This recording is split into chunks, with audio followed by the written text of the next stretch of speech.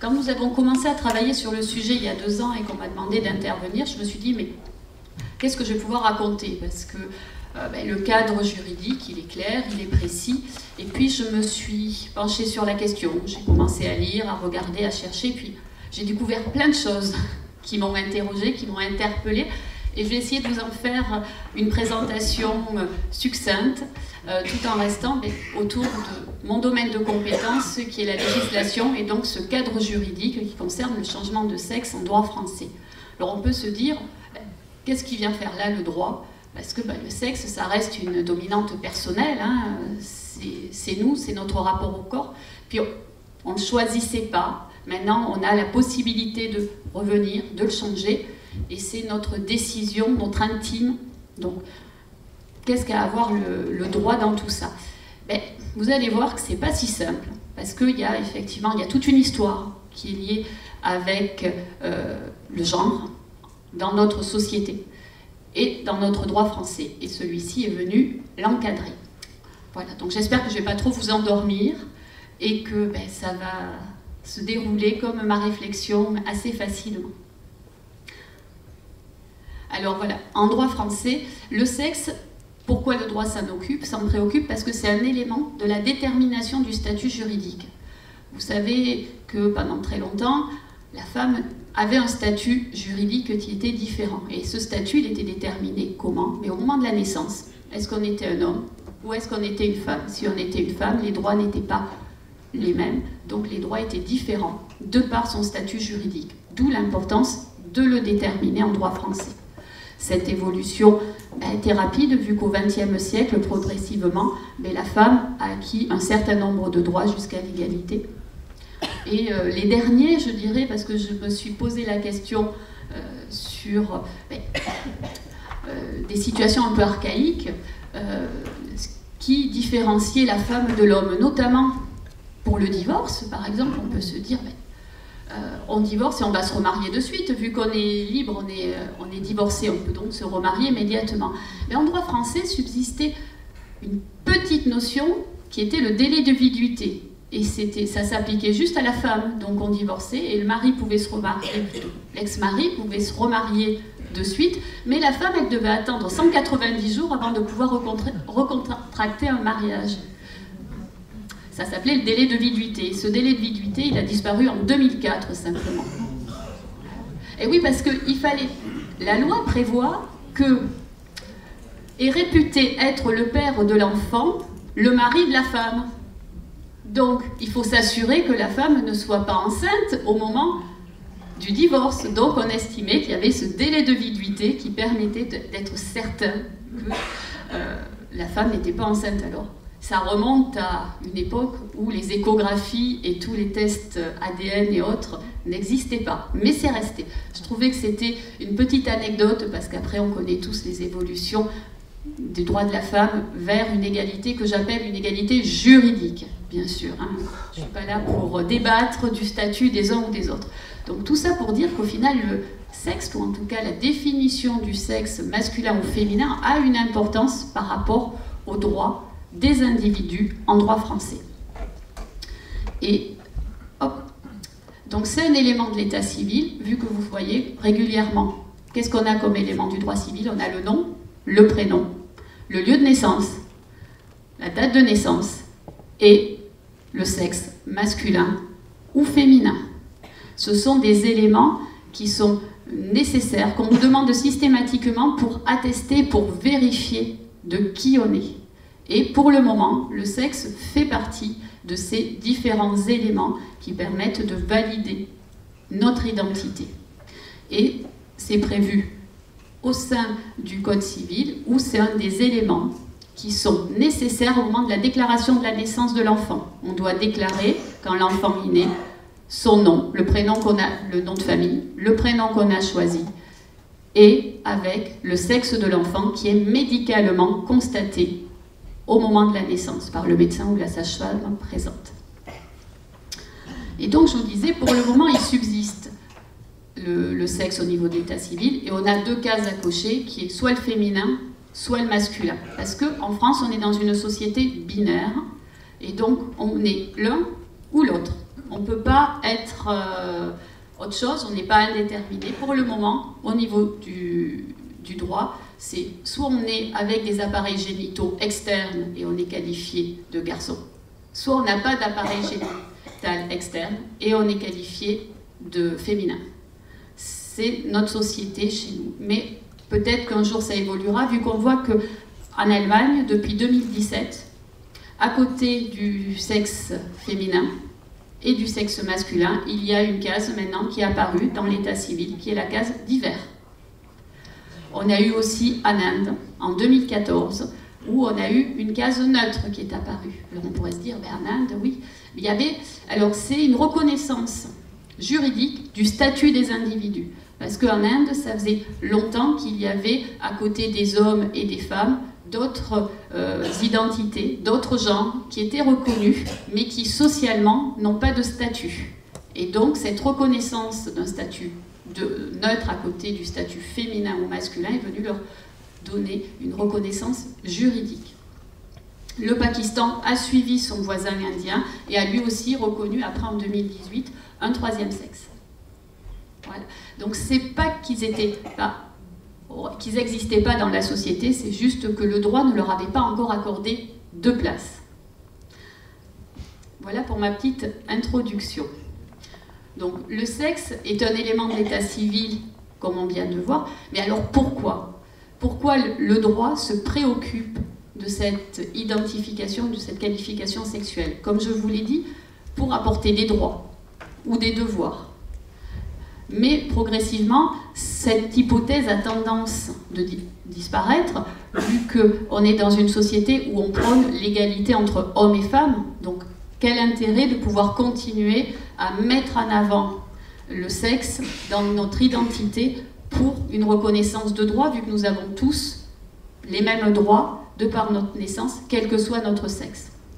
Mais c'est surtout que l'État est garant de notre identité, de l'identité de ses ressortissants vis-à-vis des autres États, et surtout, il est là pour nous protéger, et on sait aujourd'hui, avec tout ce qui est mis en place, vous le savez, dans les établissements, tout ce qui concerne l'identitovigilance, on doit pouvoir être sûr que X est bien X et pas Y, ne serait-ce que tout simplement dans la distribution des médicaments, des informations médicales, et plus. J'en passe parce que là, je vous parle du domaine médical, mais il n'y a pas que celui-ci. Et pour le moment, comme je vous le disais précédemment, la mention du sexe est un des 5 éléments de l'état civil aux côtés du lieu de naissance, de la date de naissance. Là, on ne pourra pas les modifier, du nom de famille. Le nom de famille peut changer aussi pour la femme ou l'époux.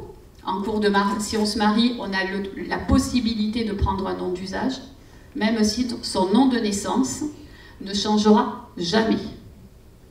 Sauf par décision de justice, éventuellement, si on en fait la demande. Donc, le sexe va venir garantir notre identité.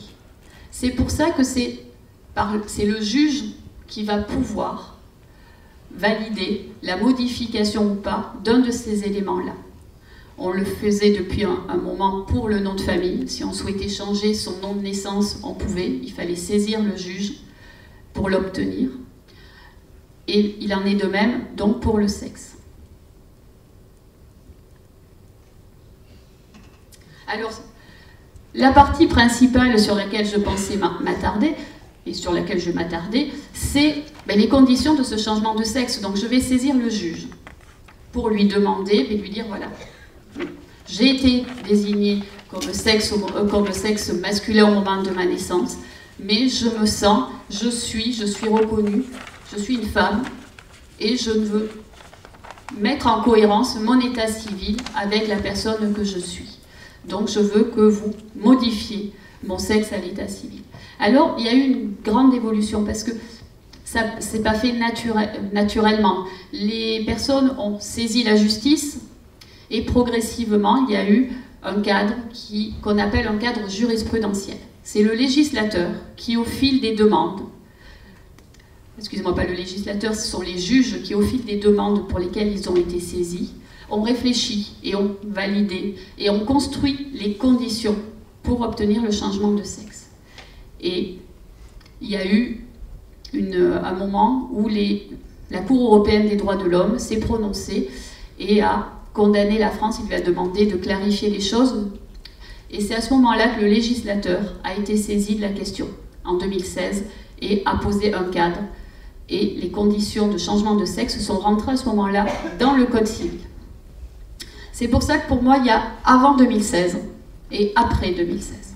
Parce qu'avant 2016, on est sur une construction prétorienne. C'est le juge qui saisit au cas par cas, mais se prononce. Donc on est sur des décisions au cas par cas qui vont progresser. C'est l'Assemblée plénière, le 11 décembre 1992, qui a posé le premier cadre officiel. Alors l'Assemblée plénière, pour vous expliquer un petit peu comment ça se passe. On saisit d'abord le juge de proximité, donc le tribunal de grande instance. Le tribunal de grande instance rend sa décision. Ben, on n'est pas d'accord. Refus de changement de sexe, on n'est pas d'accord. Donc on va se pourvoir un appel. Donc on va aller au-dessus, on va aller voir la cour d'appel dont on dépend et on resoumet notre problématique, notre demande. Là, les juges se prononcent une nouvelle fois. Une décision est rendue. Si on n'est pas d'accord avec cette décision, que ce soit la personne qui demande le changement de sexe ou l'État, parce que on est sur une mesure judiciaire, on peut saisir la Cour de cassation. Mais là, on ne va pas la saisir sur les faits, mais on va la saisir sur un problème de droit. Souvent, on va mettre en avant le respect de la vie privée. Parce que vous êtes identifié comme un homme pour tout le monde, parce que vous vous comportez comme un homme, vous êtes habillé comme un homme, mais sur vos papiers d'état civil, vous avez femme. Donc chaque fois que vous devez justifier de votre état civil, ben, on vous dit ben, c'est pas possible. Donc c'est un non-respect de la vie privée d'une certaine façon. Donc on va mettre en avant par exemple cet élément-là, et donc on va saisir la Cour de cassation, donc, qui est à Paris. La Cour de cassation va soit confirmer la décision de la Cour d'appel, et là ça s'arrête là en disant mais la Cour d'appel a correctement jugé, elle n'a pas enfreint comment ça s'appelle, une règle de droit. Donc je ne vais pas remettre en question. Soit il va dire oui, la Cour d'appel a enfreint une règle de droit, et dans ce cas-là, je casse sa décision et je renvoie vers une autre Cour d'appel pour qu'il y ait une nouvelle fois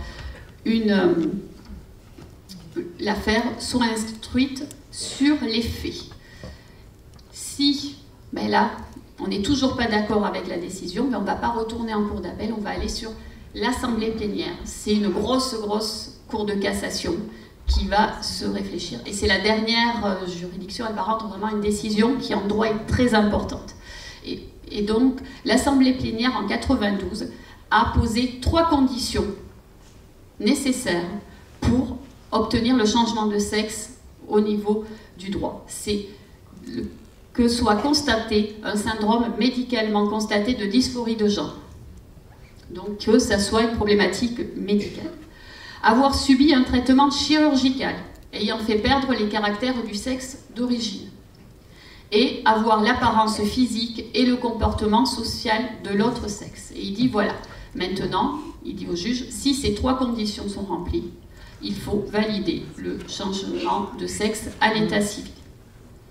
Et donc après 92, on a eu une jurisprudence constante des différentes juridictions sur le changement de sexe.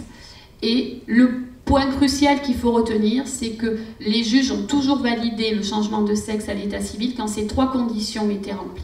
Et quand il l'a refusé, c'est qu'il manquait une condition, et généralement la condition qu'il manquait, c'était la condition concernant le caractère irréversible du processus de changement de sexe. C'est qu'il disait, nous on veut bien valider le changement de sexe, mais il faut que vous nous apportiez la preuve que c'est irréversible. On ne peut pas revenir en arrière.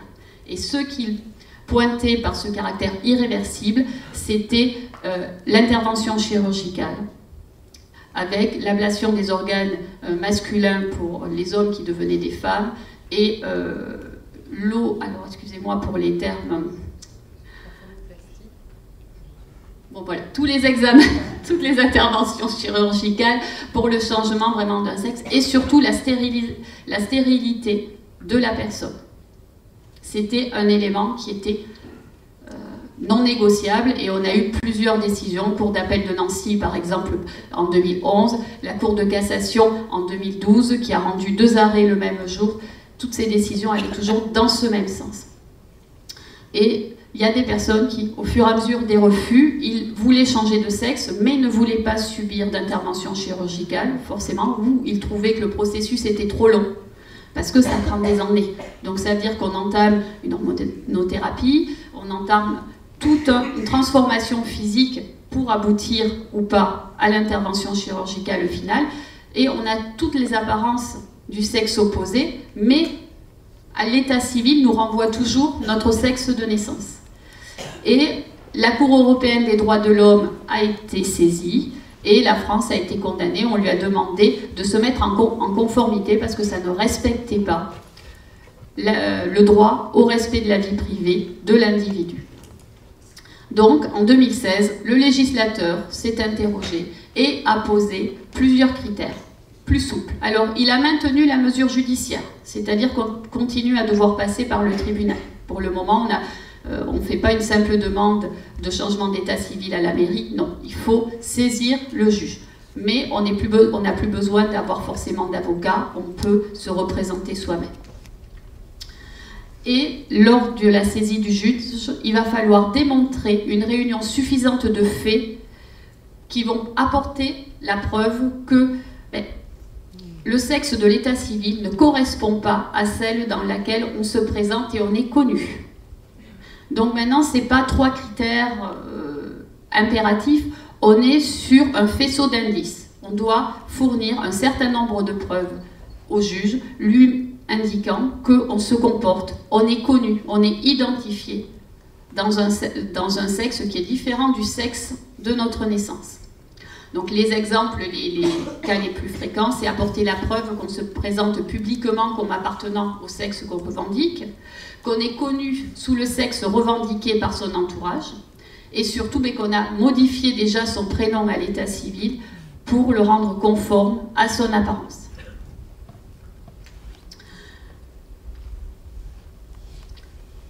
Le point important que moi je retiens, c'est qu'après cette loi de 2016, il n'est plus besoin d'apporter la preuve de médicalisation du processus.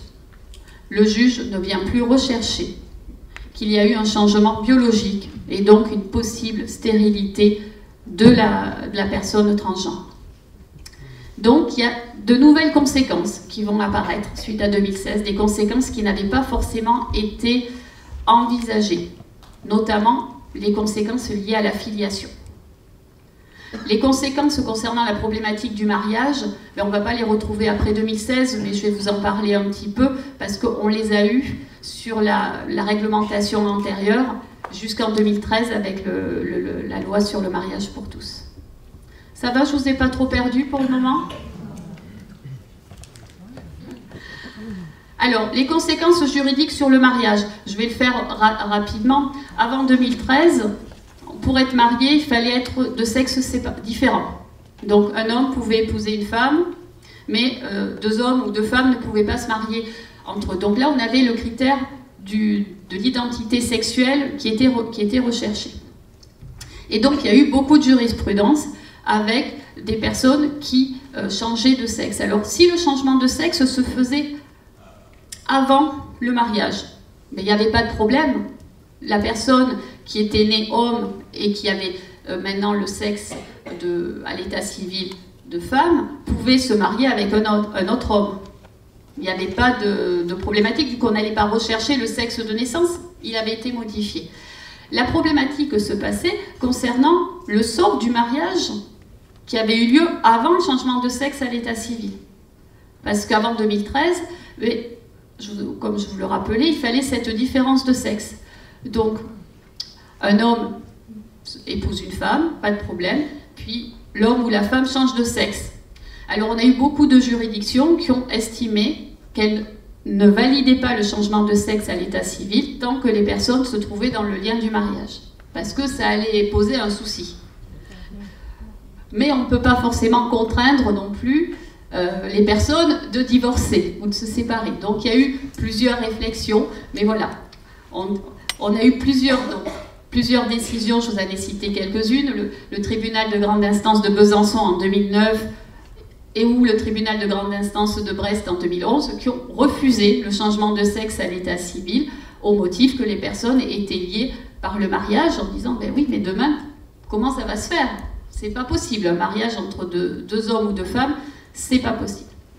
Alors, mais à côté de ça, il y a certaines juridictions qui ont admis que comme les personnes ne voulaient pas divorcer, ne divorçaient pas, mais ils ont admis malgré tout que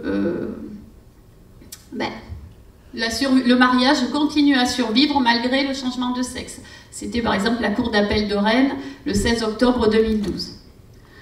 Mais on a pu aussi prononcer le divorce en disant mais voilà, vous divorcez, et il y a eu des décisions de la Cour d'appel de Nîmes ou du tribunal de grande instance de Caen qui ont prononcé des divorces au tort exclusif de la personne transgenre. Voilà, le juge a essayé de trouver une solution, parce que le juge est là pour faire appliquer la loi et pour trouver quelle est la loi la plus juste pour rester dans le cadre légal. Donc vu qu'on se retrouvait avec deux personnes du même sexe qui étaient mariées et que ce n'était pas possible, il fallait trouver une solution. Mais la Cour européenne de Strasbourg, ça ne lui posait pas de souci tant que, parce qu'il avait admis, pour d'autres pays, la subordination de la modification du sexe à la transformation du mariage, par exemple en partenariat civil, quand il avait été saisi par un ressortissant contre la Finlande qui refusait pareil le changement de sexe parce que la personne était mariée. C'est bon? Parce que des fois, je peux m'embrouiller. Donc voilà. Mais 2013 a mis fin à toute cette problématique-là, vu qu'en 2013, on reconnaît le mariage pour tous. Donc, quelle que soit l'identité sexuelle à l'état civil, on peut se marier avec la personne que l'on choisit. Donc, que les personnes aient été mariées avant en étant hommes et femmes, et qu'elles continuent à être mariées après en étant deux hommes ou deux femmes, ne pose aucun souci à l'état civil. Et il y a beaucoup de couples qui ont continué à vivre comme cela. Par contre, la conséquence qui demeure, c'est les conséquences concernant la filiation. Parce que jusqu'en 2016, vu que la personne devait apporter une preuve de sa stérilité et d'un non-retour possible en arrière dans sa transition de changement de sexe, mais la question ne s'était pas forcément posée. Or, là, aujourd'hui, on peut, et comment on va faire si un homme devenu femme procrée avec ses organes génitaux hommes, est-ce qu'il va pouvoir être reconnu la mère ou pas de l'enfant, par exemple? Là, c'est assez simple. Le tribunal français, les différentes juridictions ont pu reconnaître la double filiation maternelle. Alors là, c'était un cas, il y avait le mariage aussi, un couple marié qui a déjà 3 enfants, puis le monsieur engage sa transition sexuelle et obtient la reconnaissance du changement de sexe à l'état civil et devient femme, et le couple continue à rester marié. Donc on est après 2016, donc pas de souci, le couple passe d'un mariage hétérosexuel à un mariage homosexuel, si on peut l'appeler ainsi, en tout cas de 2 personnes de même sexe, et ils conçoivent naturellement et biologiquement leur 4e enfant à ce moment-là. Et quand l'enfant naît, il est identifié, plutôt la mère est identifiée comme mère de l'enfant et son épouse est identifiée comme père de l'enfant, vu que biologiquement c'est elle qui a fourni les gamètes pour concevoir l'enfant. Et ça la dérange, vu qu'à l'état civil, elle est une femme. Donc elle va saisir le tribunal de grande instance, puis ça va aller en appel.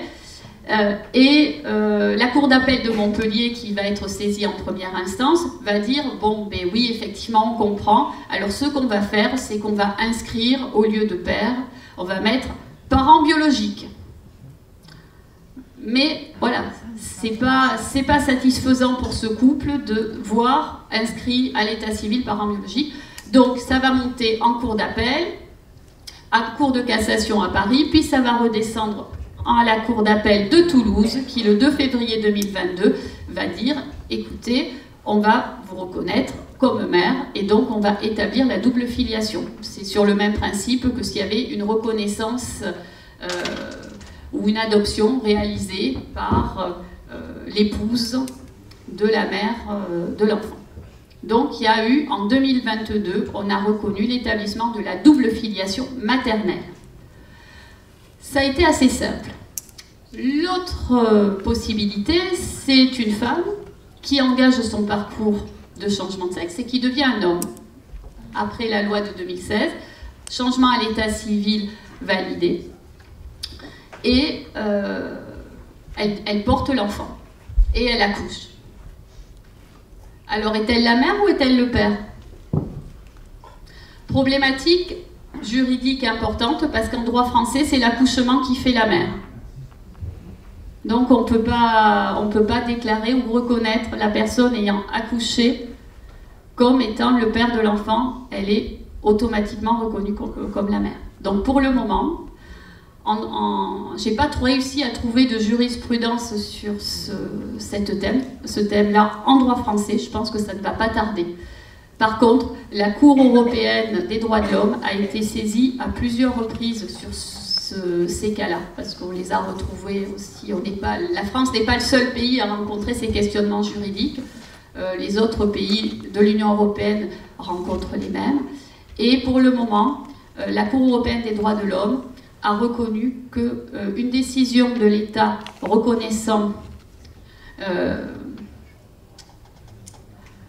un homme comme étant la mère de l'enfant, parce que cet homme a donné naissance, mais ne violait pas la Convention européenne des droits de l'homme. Ça ne portait pas atteinte à ses droits.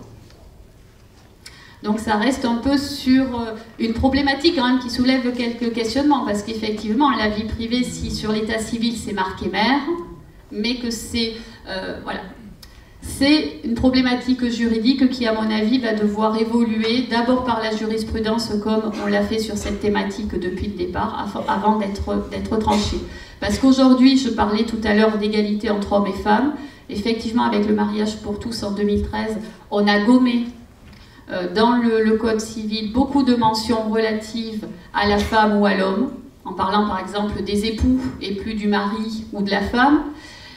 Mais les seules mentions relatives au sexe demeurent là, dans la partie filiation, quand on parle de père ou de mère. C'est les derniers éléments relatifs à une identité sexuelle en droit, c'est ça, c'est que les droits et la reconnaissance du père ou de la mère dans le Code civil. Donc peut-être que bientôt ça sera gommé, mais en tout cas, voilà. Je continue, vous êtes toujours présents ?